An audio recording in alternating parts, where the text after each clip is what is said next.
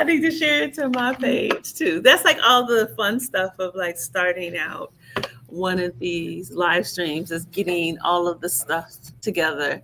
So today is a little bit different. I am actually broadcasting from Morehouse College in Atlanta, Georgia. We are doing a workshop. So I'm doing the workshop and over here, like, I got to do this too. I'm glad I remembered that tells me that I need to slow down and do less stuff. So anyway, I saw a couple of people have jumped online already. Hello, everyone. We are waiting for some of our other panelists to get on, but we're going to just start this conversation with... Take them a minute. Yeah, it's going to take them a minute. So you see, Thandie got all kinds of different handles in her one today, which is actually good to help you pronounce her name, Thandisizwe.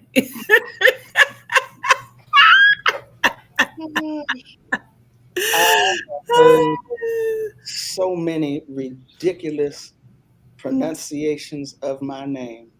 Well, because so when I first said it, you corrected me. When I first said it, I said Thandisizwe because I know the first person that had Thandi that I met was a Thandisizwe from South Africa.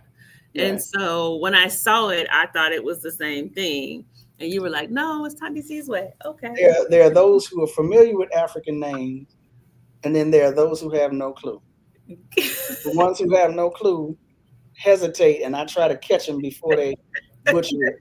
As soon as I hear the hesitation, I was like, Well, so here's the interesting thing, and this is a whole other conversation. We could actually have a whole live stream about names. So the interesting thing that I find is that people will butcher my name, and yeah, with that hesitation before they say anything, then I know that they're going to struggle. I'm always okay as long as you say, well, your name is so hard. If you don't say something like your name is so hard or like kind of a precursor butcher thing, then it's going to be a problem because I'm not going to be nice to you if you do that. If you say, help me, I that's a beautiful name. Help me with the pronunciation. Not a problem. I can help you with the pronunciation. Don't say nothing crazy to me.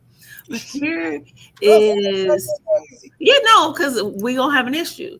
Because that's just rude. And we need to have a discussion on that because of the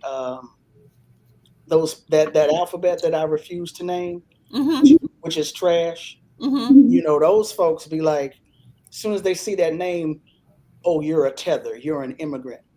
And they have no idea of the Black Power movement, the Black Liberation movement, Black Arts movement, Black is Beautiful, how all of that is such an integral part of our history, our culture here in this country, our attempts at regaining that which was taken from us.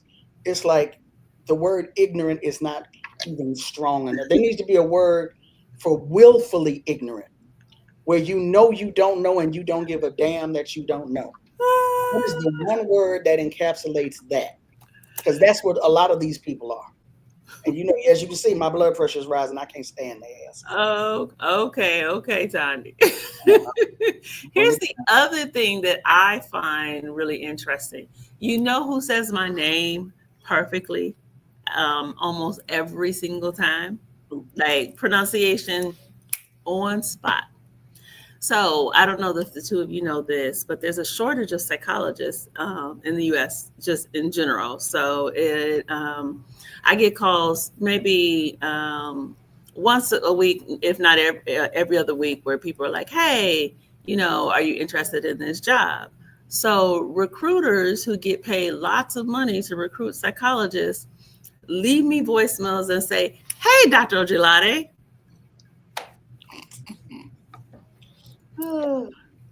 They done asked somebody, or they done looked you up and saw you speaking. There's a financial incentive for them to say my name correctly. I can only remember one time where someone struggled over my name. I mean, that name will come out smooth like butter. It will. Come off mute. Well, I was over here cackling, so I was like, let me stay on the mute because I came in at the right time. Yeah, I get it a lot too, with the name thing. And it just really incenses me that I will tell you. Because I make it super easy. Estee, like you're saying the alphabet, ST. Now I know you understood that. And that's really only 2 letters, ST. ST. You can get that. You can get that if you want to get it. If you want to get it. Yeah. Yeah. If you know El Nino, you can say Nena. Cut it out. Right? Like, we're not confused here. You say Schwarzenegger. I don't know why we're Estee and Esther and Essie. Estee Lauder. But you know why it is Estee? Because when I first saw your name, I thought it was Estee too. So a little bit of history. Estee Lauder's name is not Estee because Estee is a Persian name. And when Estee Lauder, so most folks from that region is actually spelled ESTY. Oh, okay. And it's after ISIS. It's a derivative of ISIS. And so Estee Lauder's father was Persian, and Estee Lauder, when she started the business, was trying to differentiate herself from her indigenous family lineage. So she changed the pronunciation. So nobody's Estee but her. Okay. Yeah, they Americanized or anglicized their name. That's what she did that for marketing purposes, and then made that her, like her name. And that's it's a Persian name, and I'm the only Black person on the planet with it. So literally, like if you Google, it ain't but one Estee Dillard on the planet. My daddy did that, so you're not confused. So we're not supposed to be. This wasn't scheduled to talk about names, but since we're on the subject, you heard about that brother. I think he's country. I don't know if it's country rap or country music. Shabuzi. Yes, he's good. He has allowed that to become his stage name because his name is, I think, Shibwezi. It's an Igbo name. And I guess people kept jacking it up, so he just said, all right. Shabuzi. Yeah. But this is on the topic. So today we're supposed to be talking about like arts and Black arts and history of Black arts and just like kind of the cultural perspective of that, but then also looking at historically what has been done to like co-opt Black art. And one of the first forms of art that Black people show is in our names. Yeah. Well, I would say art and ancestral veneration. Yes, definitely. Yeah. Definitely. Absolutely. Yeah. And I think it can come in a variety of different ways. Because I know you told the story. Tell the story about your middle name.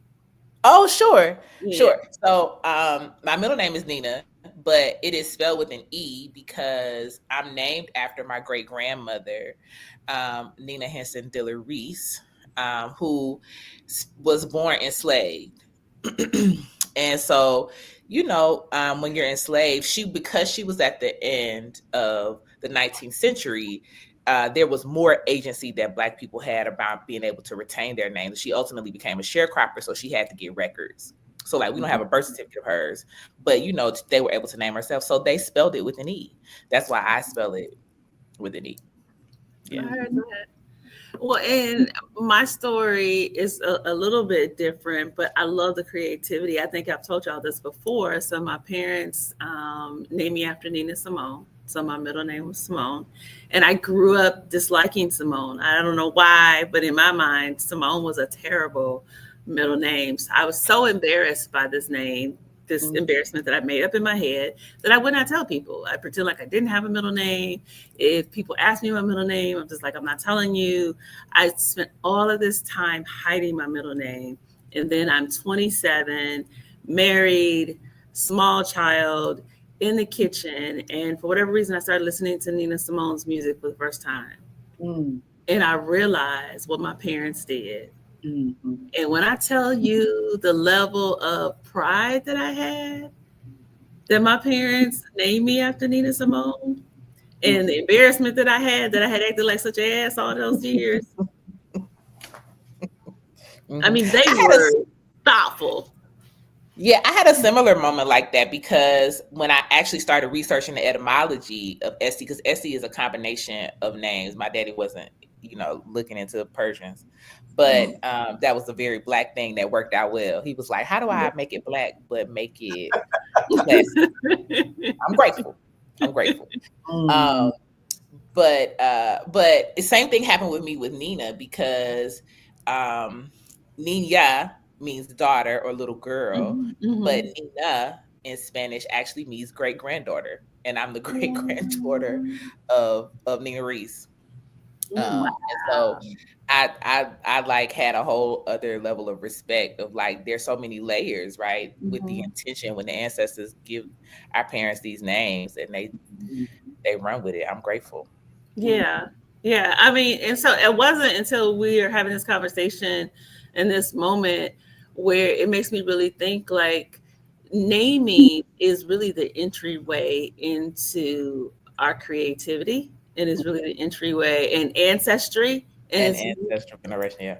I agree. I mean, it is part of who we are as African people, and from a very artistic way. And so, like when people criticize us about the spellings of how we spell our names, the how we say our names, what things that we name our children, it's like directly attacking who we are as African people in terms of that creativity, in terms of that ancestral veneration. Yeah. Which I think is really a shame. So I think it's actually a good segue for this conversation. So I want to start out by just kind of getting from the two of you growing up in terms of art. What was your early exposure to art in general? I'm not saying a specific type of art, just art. What was your exposure? My mother painted. And she wasn't she wouldn't call herself an artist, but she was an artist in terms of she painted, and we would have different paintings of hers, little things around the house. She would see something, a photograph she liked, and she would recreate it. But my mother was also not officially, but she was a seamstress because her mother taught her how to sew. And when I tell you my mom could sew it all, I'm talking about drapes, hats, coats, what she called a tote bag. My mama could sew it all. And yet my mama sewed my own clothes when I was a child, which was why I couldn't wait to get to high school, junior high school, so I could buy my own clothes, go shopping and buy my own clothes. And of course, the dumb child is not until you become an adult, you appreciate that type of upbringing. My mama was self-sufficient. It could have been self-sufficient. So my first introduction to art/creativity was from my mother, just being around in the house, seeing things that she had done. My mother used to drink Coors beers, and I don't know where she got the idea from. She made a hat one day out of the Coors beer can. She would, the aluminum, she would cut the aluminum and just have like a square that said Coors. She had a bunch of them hooked together with yarn and a brim or whatever that. Are you serious? I'm gonna find it. It's somewhere around a Coors. Yeah, I'm like, do you have that? My mama would do something and throw it over there and then go on to something else. She would just do stuff. One thing I remember in particular, this is a story that I use now. My mother would get so you know how some of us, when we come into consciousness, we get so excited over books. That was my thing, books. My mama would get so excited over fabric and patterns, and she would make quilt tops, but she didn't always follow through with the I forgot what the term is. The batting. Yeah, the batting and the top and the bottom. She wouldn't always follow through, but she would make these quilt tops. But she would call me in the room and she would show me like the four squares sewn together, just 4 little squares. And she would be like, "Look," and I'd be like, "Okay." I have no idea what she's talking about. And then after she made the quilt top and she would lay it on the dining room table, I'd be like, oh, this is beautiful. This is nice. But from that little those 4 squares, she already knew what it looked like in her head. I had no idea what it looked like.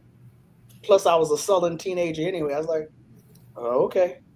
If you like it, I love it. Whatever, I had no idea what she was doing.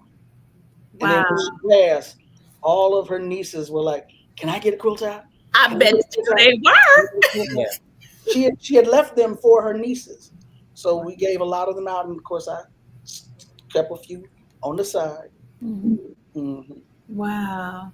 I see Abstract Vision Media has joined us. Hey, if there are other folks on the line, say hello to us. Estee, how about you? Early exposure to art. Another great segue, because I was going to say quilts. Okay. So also connected to us talking about names and ancestors, Nena Reese was a quilter. And part of what my father was doing was he was very invested in keeping artifacts. And so he kept like all of the quilts that she gave him or made for him, and that she was able to get out of that he was able to get out of her house. And so that's my earliest memory, because those quilts were used with me, and and they talked about it, talked about it being special, talked about it being hers, talked about it being what she had made, and explaining quilting to me. And I would say I would pair that with something that's really an 80s baby thing, but it's the truth. And I would say the Cosby Show. Because I can see that. On the Cosby Show, they were super intentional about talking about the art that they had in the house, on the set. And my parents had art, and we had stuff on the wall, but it was just normal like as a kid, you just you're not supposed to break it. But the Cosby Show, and talking about art and talking about those pieces and talking about artists and August Wilson and, all of the ways that they intentionally included Black culture in the script around art, sparked family conversations and sparked questions for me that helped me to recognize what was in my own environment and to gain some understanding about, what Black art meant. Because the other thing that was Tanya, you talked about books. The other thing that we had a lot of was my father collected books from the Harlem Renaissance and bells. And so I came to understand that was art too. But it was just like, that's just golden slippers, on the shelf to me, because I got to learn, Mother to Son and recite it before dinner on Sunday. Like, that's my association with it. But that was my parents' intention around, developing, really initiating me into these Black cultural ways. Wow. Wow. Wow. I started to think, I'm like, okay, I asked a question and I started to think about it in a particular way. So my initial thought was like, I was exposed to art. I went to where I grew up in Los Angeles. We ended up, we were part of kind of the movement of when folks thought that, in terms of education, that white folks' ice was colder. And so we went to predominantly white schools in affluent areas. And so there was lots of exposure to art. We went to the symphony, we saw plays, we, did Christmas programs where we sang, you name it, we went to the museum, you name it, we did it in terms of art. None of the people, none of the artists, none of the experience was reflective of, hey, Dr. Claiborne, was reflective of people that look like me. And so I perceived art as something that other people did. And I grew up thinking that I did not like art at all, not at all. And now that I think about it, hearing the two of you, I would say the thing that stands out the most is my father is a self-taught photographer. And so Really? Nikon cameras were very important to my daddy, to the point where he would say, take my camera upstairs. If you fall under the camera. So that very clearly. I remember over and over again, if you fall under the camera. My dad had, and I don't remember him using it a lot, but in California, Thandie will understand this, basements are different. So you can have, some people will have basements that are underground, and they're not really, usually have to go outside the house and walk down some stairs to go to access the basement. And it's not really, they don't tend to be usable basements. Like in the South, where you have like this extra living space, it is more of like a storage space. So we had a basement. My dad turned it into a dark room. And because he was developing film and stuff. So every single place that we went, my father took pictures all the time. And what I didn't know until just recently, and I don't know why I didn't know this. So my brother could draw when I was growing up. I knew that. And he couldn't necessarily draw from memory, or like he didn't necessarily have an idea in his head and draw. He could look at something and recreate it, and could do that very good.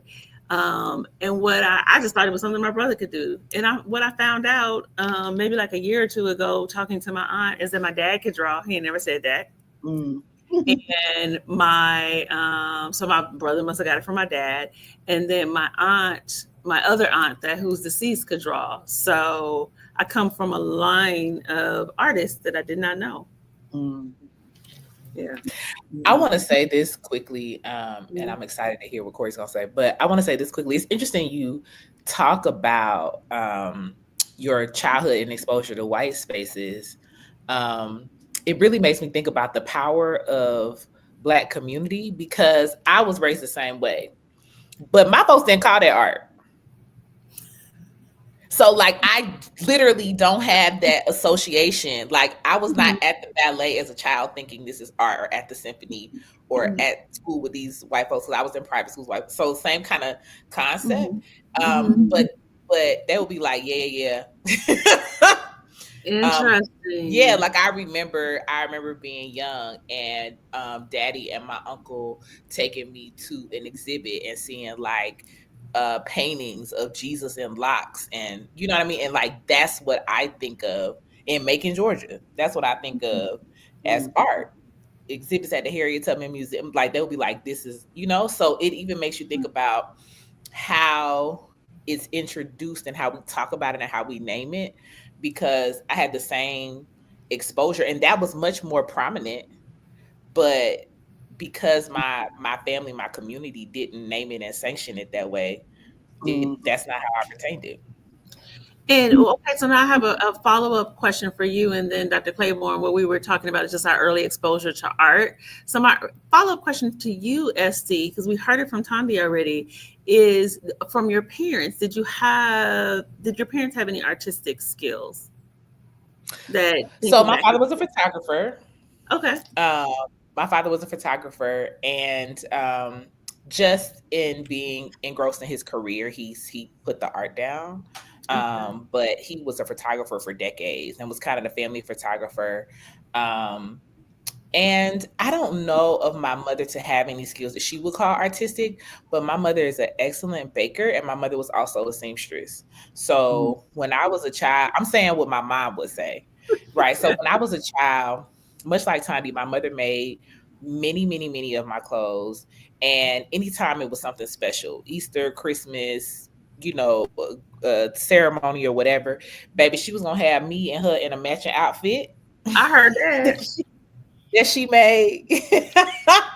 You know what I'm saying? She was gonna have a little pocket square or something for my father, right? Like, and she was so all of that. So even in my first home, my mother made my drapes. To this day, people want her fruit cakes at Christmas, that she uses her grandmother's recipe. So when I was a child, we would do a lot of holiday stuff. My mother would literally make chocolate and design things out of chocolate and that kind of stuff. Okay. Now we gotta have a whole other conversation about fruitcake. That's gonna be separate. See, now I need to be writing down all these topics. So I'm like, there's like conversations we need to have. Okay. Oh, I need to know what Corrie eating. Oh, soup. I'm like, look here, I got this place, and I was like, ooh, I'm so hungry. Do I leave my food over there, or do I bring it? I was like, I gotta bring it because everybody talking and Corrie be doing this. I know. I was just like, I started to turn my camera off, but I know how Ife is. She was like, oh, she'll take me out in the thing. So while I'm doing this, I was like, all right, well, I'll just get down, get 3 bites, and that soup is good too. It's okay. I'm about to join you because my wife just slid something on the table. I'm about to be on this number. I know. You're like lead it out the thing. Okay, honey. Early exposure to art. So I feel like this is our theme. My father is a photographer. My mother sewed clothes. My great-grandmother and grandmother made quilts. Like, it's like one of the things that I think is, and with that came this knowledge, right? So my dad didn't just take photography. He was like, this is Gordon Parks, right? Look at his work, right? This is, and even in terms of fashion, right? Like I was very clear what these women were doing around us was an art form, right? Like, because, you know, I understand not wanting to wear what your mother made, but my mother she was like bringing it. So people would be like, where you get that? I was like, oh, my mama made it. Because it was like stuff they could not buy. And they were like, this is so great. This is so fabulous. I remember even one Halloween, she made me a clown costume that was one color on one side, one color on the other side. And it was like, it had the wig and the nose and the whatever. Like she bought the shoes. I don't know if she made them shoes because I was like, how do you get the shoes to exactly match? It was a green and I think pink on the other side. So it was half down clown outfit. And then everything matched all the way down to the bottom. So people are like, did you go to the store to buy that clown outfit? I was like, no, my mama made it. And so it was just like one of those kind of things where the vision and the you know, the kind of just the way they saw, right? Like I always think that, and this is where I think the conversation about what's acknowledged as art by the Western world needs to have a kind of conversation around, but their way of seeing was with such color and clarity and expression, right? I heard a little bit about the names because before I got on, I logged into Facebook. So, I mean, like all of this, like Black people's expression in every way is more colorful, more dramatic. I mean, Zora Neale Hurston would call this the will to adorn. You think about all the ways that we add to something that might have been just regular, right? Whether it is cooking, whether it's language, whether it's naming, whether it is really in the way that we do art. And one of the things that I do understand is that unless you are taught as a kid to honor that, you devalue it, right? And that was the story of Alice Walker's Everyday Use, right? Which is, you know, this kind of idea that, you know, the mother makes quilts and the daughter who's real African and, you know, she chooses to change her name, all this other kind of stuff. And she comes back and she was just like, you know, oh, well, why aren't you hanging your quilts on the wall? Like, why? Like, that's what you do with art. Like, you know, and the mother's basically like, no, this got everyday use, and that's what makes it beautiful, right? Like, we can use this. We put it on the bed. And I remember, too, you know, when I was researching, like, the quilts of Gee's Bend in Alabama, is that a lot of these women were like my grandmother. So when a quilt got old, they literally would burn it for fire, for heat. And people were like, oh my God, like, how could you just burn or they would take out the cloth, they rip it apart and they put it on something else, right? Or the same with sweetgrass baskets. Like if the basket got old, they would deconstruct the basket and reconstruct another one out of that same material.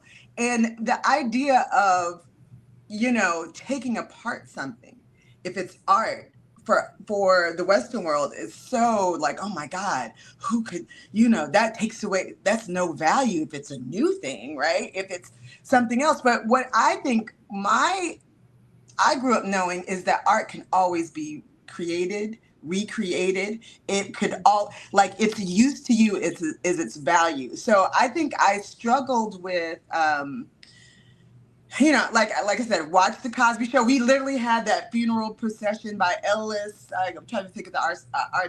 Yeah, I know. In our house at the same time, because I looked at the Cosby. I was like, well, I'm sure theirs was original. We had a print of that same thing up there, and I was like, oh, look at us! Like, so I felt like we were in a community of people who understood that this was valuable, but it was valuable because it was already a part of my family, and it was thinking about it was valuable because what it showed, right? Like this funerary tradition, like the fact that in the art was that they were honoring their ancestors, the fact that funerals were such its own art in the Black community, right? Like we're such a part of my grandmother's life. Like every day she woke up and read the obituary, right? Like, so her life was structured around the funeral traditions, I think. So she was like, okay, well, I got to go do this. Oh, who got the body? I'm like, let me think about, what I got to cook.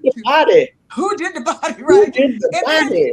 And I learned also the art of sitting up, which I think is a lost art. Like how you go, when somebody dies, you go sit up at somebody's house. Oh, like you just go visit and you sit there. It ain't lost here. You don't have to say nothing. You just go be with them. Like, well, I'm gonna go sit up. I'm like, okay. I still think that's a skill I have. I'm waiting to, to use. I don't want anybody to die, but I was like, I got the ability, even as a little kid, to sit there and be quiet and just witness, right? Wait, but you gotta add a piece to that, Corrie. So it is sitting up, but it's also the food that we bring. It's that pound cake that you bring, or that the chicken, everything. The chicken, it's the food at the repast, because if the food ain't right at the repast, people gonna be talking. Black funerary traditions. Black funerary traditions, which I realized were beautiful in and of itself, right? Like the whole, and that kind of the procession, right? That literally the sort of walk to the graveyard, right? Which in Southern South Carolina communities also involved all of the stuff once you got there, right? You would pass the baby over the casket. You would do all the other kind of stuff. There would be kinds of dirt and items that you would leave there that is something that they had from Africa that I don't even know that my immediate ancestors knew, but that's stuff that they still did. And so the way that they prayed, the way that they sang, the way that we showed up in that space, it was art. And what's so fascinating is that I see that later on in different kinds of ways. Like people might put things like, in music videos, or there's oh God, his name is escaping me. He graduated from Morehouse, but he's a really great artist. And he, Ghanaian last name, it'll come to me, but he does Derek Forjour, and he has like a modern, as a response to Black Lives Matter, he had a modern take on the funerary procession. And like, he had this one, it was like called the pallbearers. So if you have a chance to kind of look that up, and to me, it was, okay, this is a way of responding to these things that we might have seen. And then maybe we said, okay, well, that we saw in the Cosby Show was art, but not something when you're talking about George Floyd dying or whatever. But it was like, no, this is still, right, part of our artistic vision. It's part of this thing that, these people artists not only are just creating to create, they're literally chronicling our Black lives, like as they always have. So I feel like one of the things that for people, and anybody gets a chance to do this at Morehouse, there's like a wall of like Black life, like this mural that Fabian Williams has has done. And it is a history of Morehouse. It's a history of people. It starts in Egypt. Like it goes all the way down to Spike Lee and Benjamin Mays. There's like a great thing with what's the guy, Radio Raheem, and his ring that says love on it, like at the end of it. It's like and Edward Moses, and by the time you get through all that, and Oprah's in it, and people out in space, and everybody was like, this is really interesting, because if you don't know it's there, you kind of don't know it's there. But I feel like there's always these moments where it is important to look to artists to capture that. And so I think I've always done that. So in some ways, but long story short, so yeah. Just as a quick side note, somewhere on the East Coast is a project where they're looking at all the obituaries that people have kept. And it's a black, I don't know the name of it, but you could call it the Black Obituary Project. Okay. That's what it encompasses. Folks who have just kept all of these obituaries over the years. Like my mama kept them in one of them. My father kept them. One of them fruitcake or cookie things that you thought had fruitcake or cookie in it, but it had everything else in it. A bunch of obituaries.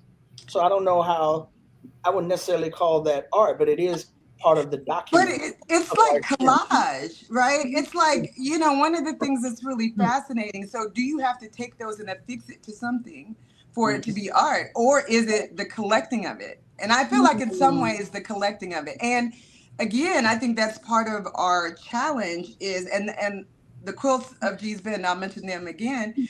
I mean, once white people, like the way that exhibit that became famous started, and now you see these women with stuff in Target and all this other kind of stuff, right? The way that started was this white man just went through, buying what he called outsider art, like any art that he saw Black people making that when they weren't trained artists. So vernacular art, outsider art. So he went all through Alabama, Mississippi, Georgia, South Carolina, etc. And he started collecting them, right? And he paid these women maybe $10 a quote, right? And they were like, $10? I was about to throw this on the fire. Go ahead, right? Like, that sounds like a good, that's a good amount of money, because we done used this quilt for 5-10 years. This is about time for a new one, right? So once the white man put this in an exhibit and talked about how this was like modernism, like this African modernism that these Alabama backwoods women were practicing, whether they knew it or not, and put it in a thing. Then the quilt started going for $10,000, $15,000, $20,000. Now, mind you, the women weren't getting this, but the white man who had bought hundreds of quilts was getting $10,000 to $20,000. So, So I want you to take that. That's actually a good segue into kind of what I want to talk about. I want you to take that concept of basically, we all of us said that our parents were artists, even if they weren't paid for their art. All of our parents were artists, and it sounds like these women, like the women of G's Ben, were artists, and they weren't necessarily being paid for their art. They are now. So they finally got their licensing straight, because people were literally calling it G's Ben's quilts. They just slapped their name on it. And they literally had a stamp. They had all this other kind of stuff. Anthropology was selling rugs and whatever, and none of that went to them. But the deal they have with Target, that is them. So they designed. It's mass produced, so they're not sewing everything, but they came up with the designs that they use for. So, and I'm wondering about this, because this is something that it was actually kind of pushing me for us to have this conversation. Is this idea of Black artistic abilities being devalued, purchased cheaply, and then resold for benefits outside of ourselves. So either and maybe I'm saying purchased cheaply, in a lot of ways stolen. So whether or not you buy a quilt for $10 and you really realize that this is something, impressive, but you're paying $10 for it, or you roll up and Kim it and decide that you're going to take these statues, or you go to Benin and you take these bronzes away and put them in a museum and you didn't pay for them. I mean, all of it is theft.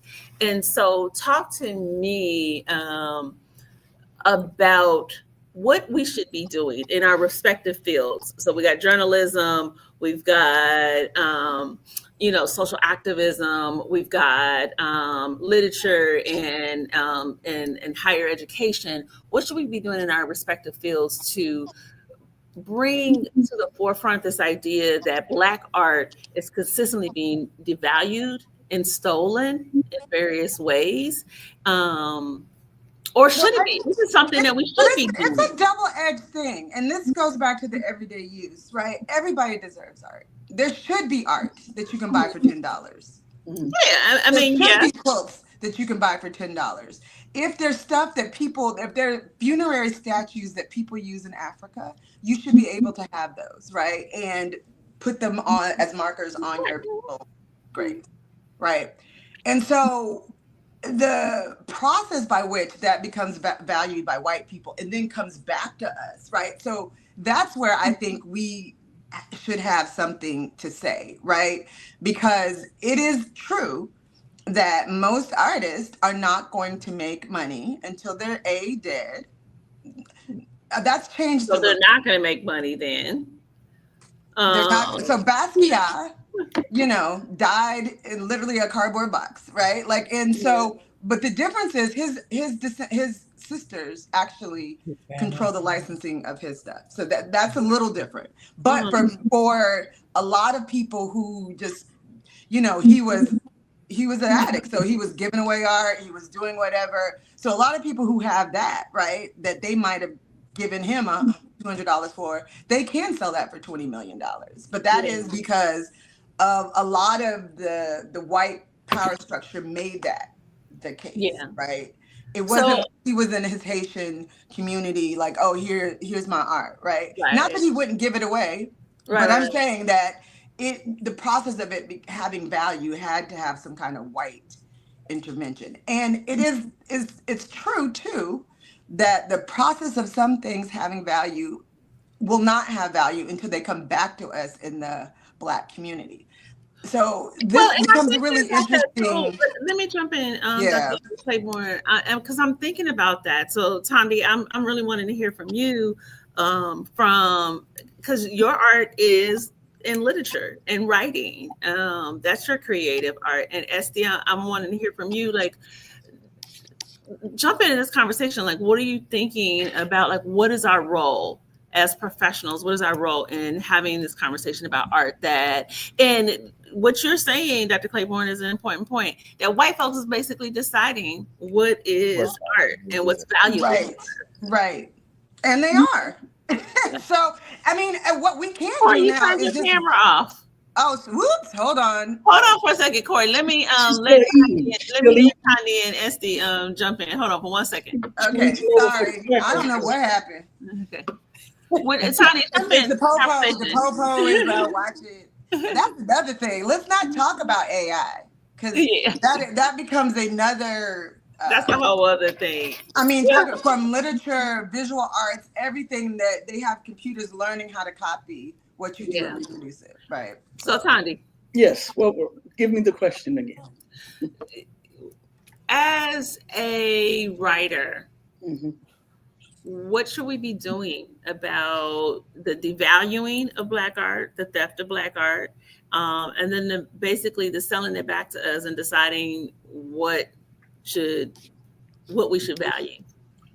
Wow. What should we be doing? What should we be doing? I don't know if it's more of how should we go about doing what we should be doing. We, I guess, this question would be better served if you had asked me last night, so I could think more on it as opposed to the top of my head. Got it. Okay. But what's coming to mind is we gatekeep, I think, some of the wrong things. We need to gatekeep better. We need to have an appreciation for our own art, that which comes from us, and protect it. And then, of course, the question becomes, how do we do that? I'm not really that sure. But what we should protect our art. And it becomes hard because of our place here in this country. And what I mean by that is the pervasiveness of anti-Blackness, of the disdain of that which is of Black people. And yet at the same time, Black people are mined for their creativity. Everything we do, everything we touch. Constantly. And And that's, and I think that a lot an ending pool of creativity, of value, of something to be used for someone else's benefit. So I'm wondering about this. So I saw this, and I was talking about it a while ago with some friends. Hold on, Estee said you put her backstage. I know, because she's frozen. Oh, okay. Estee, you're frozen. Estee, hang up and come back. That's why I put you backstage. So it was something about literature. Oh gosh, I lost it. It's right. It's on the edge of The tongue. I saw.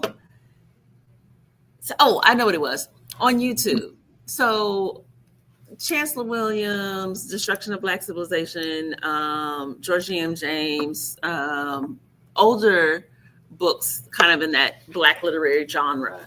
I saw, but they're not out of copyright yet. I saw this brother that would go on YouTube and he would read the book. And I thought this was interesting that he was doing this. And so basically he's creating audiobooks out of, give me the top 50 Black Power nationalist books. He's doing an audiobook. Now, he wasn't a wonderful narrator, but he was seeing this kind of as his like little, fight the power social justice project for maybe those folks that don't read or don't have access to books. And so, you could just go on YouTube and he would just have these hours and hours of these different books. And at one point, I won't mention the name of the author, but a famous author that comes out of this kind of Black nationalist movement that is still alive today. There was all this conversation online because he had done one of the author's books, and he was called a thief. And I mean, people were like really up in arms. And so, of course, the book got taken down. And I thought it was an intriguing conversation because I'm never going to be, I'm a writer too. And so I'm never going to be okay with someone infringing on my copyright. Not. But I thought it was an interesting struggle kind of internally within the Black community of him trying to do this thing to give people more access to these books and people interpreting his actions in a way that you could clearly tell that that's not what he was intending. He was absolutely violating copyright. So I'm not trying to defend that. But he was trying to get the message to a broad group of people, and folks just got up in arms. And so I'm wondering about that. That question is for you, Thandi. As a writer, what are your thoughts about those kind of things? How do we handle those things within the Black community? If we had this utopia and we were staying in the Black community and resolving our own issues.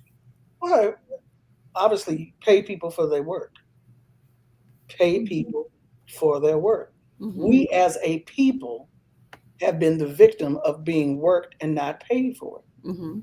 So you get a book that someone wrote, someone researched, someone put emotional labor into, and then somebody goes and Xerox copies it, or makes it into a free PDF, which, on the one hand, it's like, okay, I would love to make a living from my writing, but I also come out of that activist tradition where knowledge should be free. Well, yeah, but I got paid this light. You see the lights back there? A lot of the people who are saying knowledge should be free, their lights are paid for through some other means. They're like, can I? So yeah, it's catch-22 might be it's a cliche, but it's at the same thing. I think when we can pay people for their labor, when we can show an appreciation, how we value the work, the creative output that people do, we have to do that. We have to honor that. Got it. I actually. Estee, you look like you want to chime in. You had thoughts there. I'm all over the place. This is so good. As we would say in the church community, this is rich. So I'm all over the place a little bit. I'm all over, but I think the thing that's in my mind right now is also from my childhood. My grandfather. So we all know the importance of HBCUs, and we probably should do a show about that too. But my grandfather went to Alabama A&M and played football there, and my father saw a picture of his team that had been preserved, and he mounted it and framed it, and it became art in our house. It actually was on the wall in my bedroom. And so it made me even think about how we codify, how we hold what is normative or even mundane for us, because that it wasn't trash, but it wasn't seen as valuable, right? It was seen more as like nobody was thinking about the photography of it. Like it just was kind of seen as like, oh, this is Joe Samuel's personal memory from his life. It's just in his office, right? But then once it was mounted on the wall, then everybody was like, well, wait a minute, who got the who got granddaddy's picture, kind of thing. I think another thing, and this really kind of all stems from my father. So I'm thinking back about our parents being artists. So even having an artistic eye, and the gift that Black people have around that. But my grandmother was move real quick, y'all. Y'all keep talking. I'm gonna move real quick. Okay, no problem. My grandmother was a pianist, and so we had family pianos that had been carved by Black folks. But this is Black folks in Alabama. This is normal. That's just the man over there who carves pianos, right? And so there were literally like maybe half a dozen pianos in our church that were just sitting there. That nobody was using. And so my parents had one refinished and brought to Georgia for me to learn how to play. And so that also makes me think about access when you were talking about access, Corrie, and like things being accessible, because even with something like that, if my parents had not been middle class collegiate folks who could afford to move a piano, all them pianos would still be sitting there because we're the only one that did it. So I'm just thinking about a lot about how we value what we value, what we do before white folks come and give credit, and change our perspectives about what we have that's in our community that's seen as mundane or that's seen as normative.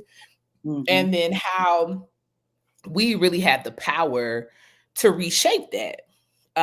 Because once somebody has the eye, once somebody has the means, once somebody has the access, we know art, we know what's beautiful, we know how to, but if it's not presented to us across the community in a way that's valuable. And I think that's the place where we can use our agency. That's the place where we can use our expertise. That's the place where we can lean in, because we can use our tools to be able to say, no, don't throw that away. Like, no, we need that. When you were talking about value. Yeah, and that's what I was gonna say. Like, buy art that you see people create. Like, one of the things about being on a college campus, these kids are talented. They'll come around like, today I got some art. It's like $5. I drew it. I'm like, here, give it to me. Like, I'm gonna buy this. And it's so interesting. One of my students, He was a teacher, but he used to be like, he used to wear this T-shirt around campus which said, "Ask me about my art." Right? It was like the greatest like promotional whatever. And he used to have these little cards he drew little characters on. He would sell them for like $5. So why did he email me? It was like last year, and he was like, Urban Outfitters picked up some of my designs for their wow. Because you were hustling like literally all this time. I mean, he's still a teacher, but the fact that asked me about my art, there's a lot of sort of grassroots, almost sell by Morehouse Brothers and professors around me, and it might be $5 here and there. And so now maybe now, I don't know if he can command more, but it was this kind of thing about every day you got to buy stuff when you see it, even if these people are not famous, you don't know, whatever, you want to support them in doing it. The same thing if they create plays or poetry readings or whatever it is, right? Like mural projects in the community, whatever people want to do. I think we first support that. And I want to shout out to Fahamu Peku. The fact that he's an artist, world renowned, like, so don't get it twisted. He's on the next level, but he decides he's going to start his own museum. Yeah. And do lectures and make it free and accessible to everybody, right? I think that is fabulous, right? Like, I mean, I don't know if we all can do that, but people collect art. We can expose other people to it. We can have receptions around art. We can, when the National Black Arts Festival is still around, but a lot of what they do and the fact that that's here, I think is so key, because it was about these large scale art projects that invited Black people in the second most populous Black enclave in the United States. New York City is number 1. Atlanta's number 2, which to me is crazy when you just think about how many people live in New York and how many people live in Atlanta, and we have almost as many Black people as they do, right? So we have, I think, a really great opportunity, and I think I see a lot of people just saying, we ain't gonna wait. Like, we don't know if these people know about it, but we know about it. So we're gonna tell everybody we know in our communities. So I just put the link just in case people are interested to the Adama Museum, which is based here in Atlanta. So that's the museum that Dr. Claiborne just mentioned. And I went to an exhibit weekend before last, and it was really great. So I really like what they're doing. And I mean, I think the great thing about Atlanta is that there's several Black-owned art galleries.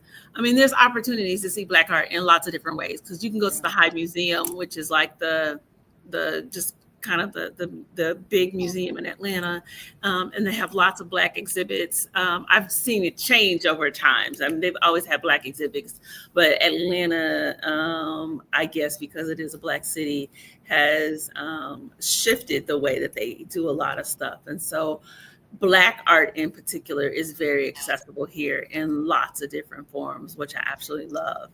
I got to be aware of the time today, just only because I told y'all I'm on Morehouse's campus, and so I can't all their classrooms.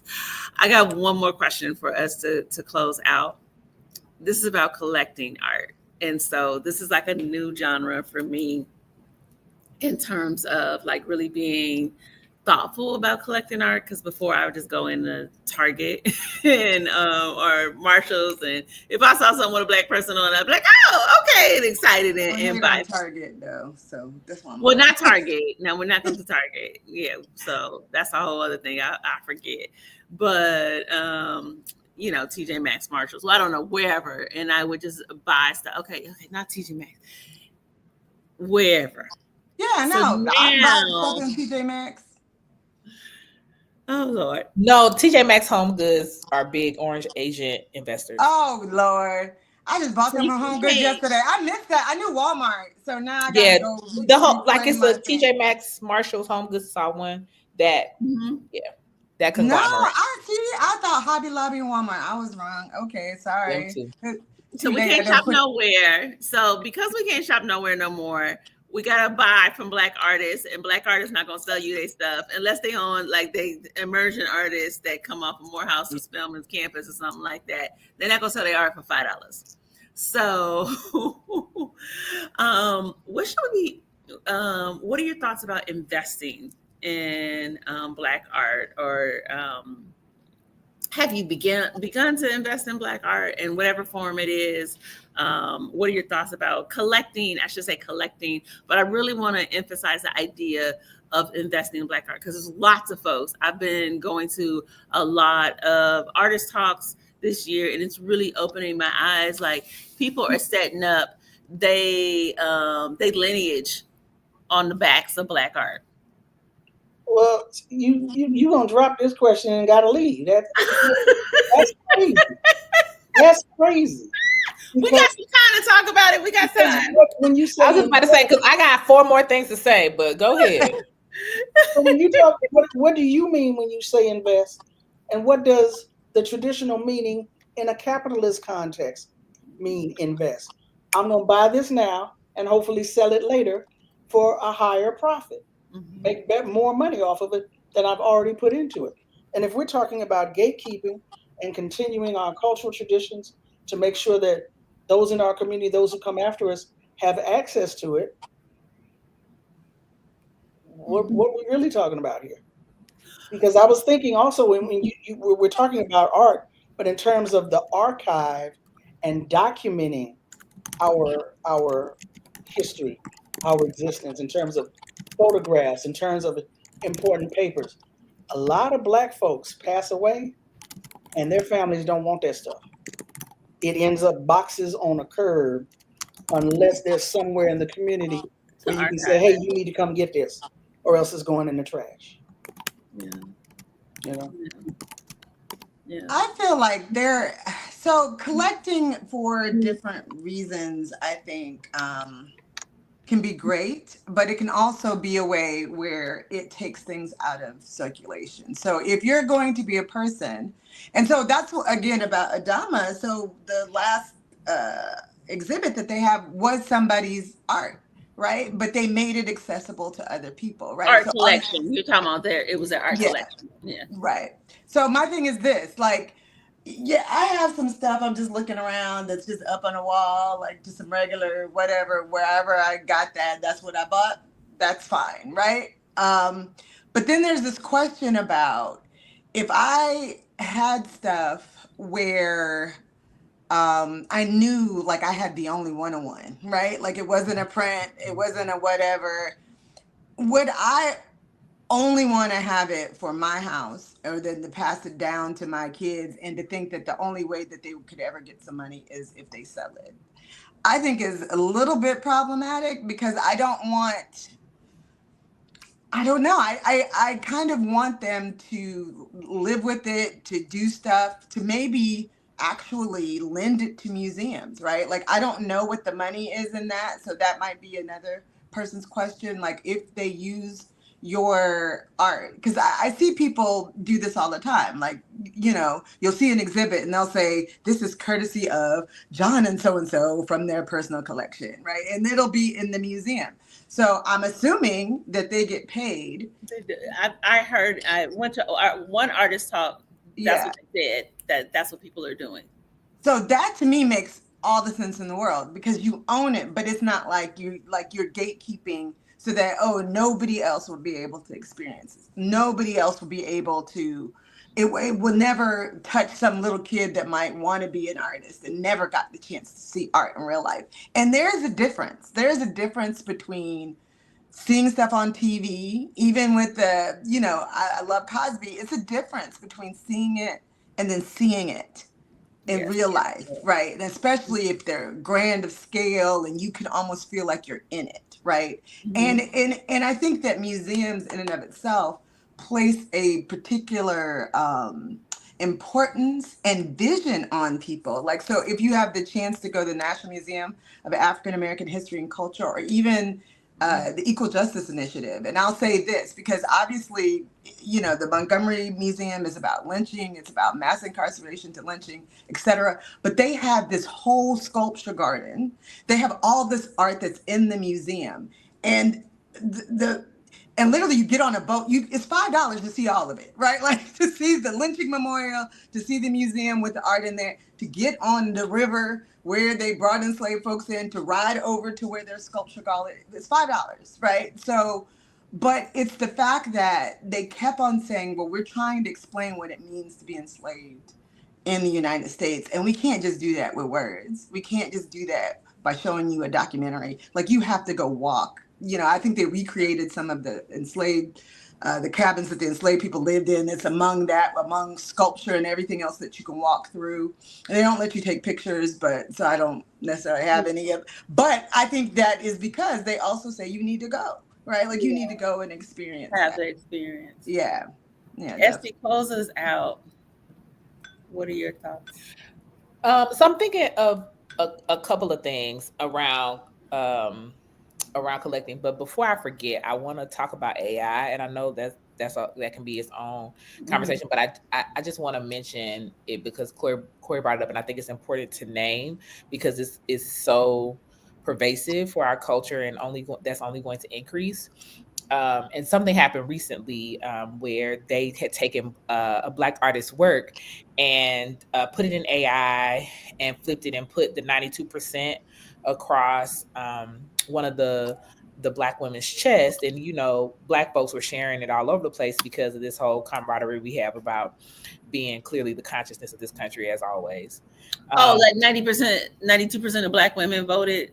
Yes. And so, but they stole a Black person's art and put it in AI to create the image. But the image is what went viral because of the 92%. You see what I'm saying? And so I think being intentional about, as much as we can, raising our consciousness so that we know what's ours. And because once people started to talk about it, then people took it down there wasn't a collective desire to steal from this Black woman. Right. But, because of the popularity and how it was misused, it became much more widespread than the woman's art herself. So I think AI is something that we really should be thinking about as we talk about collecting and as we talk about how art gets used and art gets shared. But what I was thinking about is a couple of things. So yes, I think I am a person that thinks that I'm okay with using capitalistic strategies sometimes. And so I think being intentional about acquiring art for generational wealth is a wise strategy. I also don't think that you give away everything that you get. So I think really being intentional and being strategic. And I think that's the thing that I haven't seen with previous generations. I feel like most of the time what I know is either it gets sold because people realize that it's valuable and they're like, oh, I paid Basquiat $200 and I can have 20 million. Yeah. I feel like I'm not in the position to turn that kind of money down. I'm just telling you right now, I don't have one. But if I'm saying somebody offered me, I'll be like, well, I'll try to do good with that $20 million that I get. Like on the other end, yes, I would have to do that. Right. So I feel like Black people be like, we do this with property, we do it with a lot of stuff because we don't generally have access to that kind of money, right? Mm-hmm. So then what does it mean, right? If we think, which is why I'm saying I'm not opposed to capitalism at times.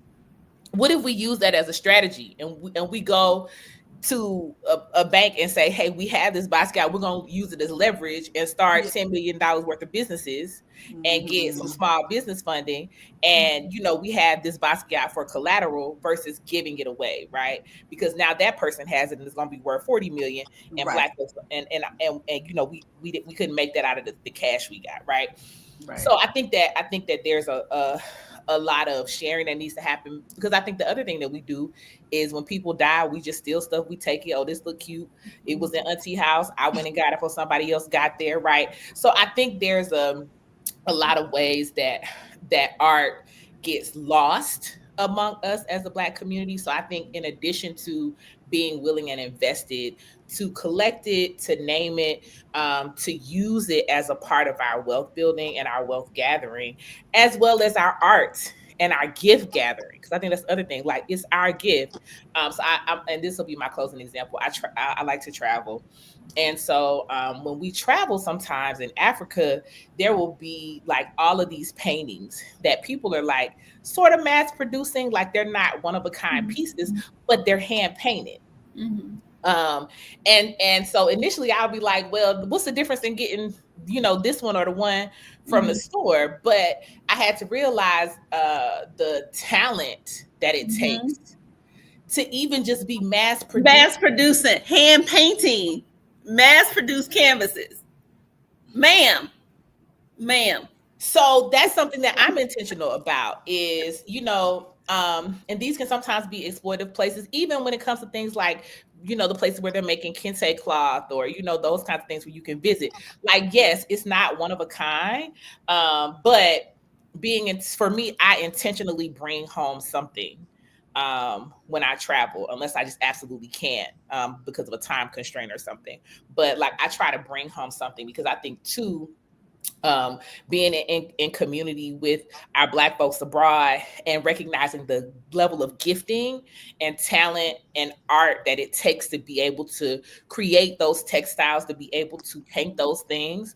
And it ain't enough of us going over there to buy it that it's going to be mass here, or even we see that in street art, like New Orleans, that kind of stuff. I just try to patronize and pull pieces in when they genuinely connect with me and I genuinely like them, as well as I too, Ife, am becoming more intentional about, okay, no, for a Christmas gift, I want everybody to give me, don't buy me jelly beans. Money on this. Give me $50 because this is the art piece. Like, that's literally what I'm doing for Christmas this year. I have an art piece that I want to purchase for myself, and that's how I'm getting access to it, at my place, at my station in life. I love it.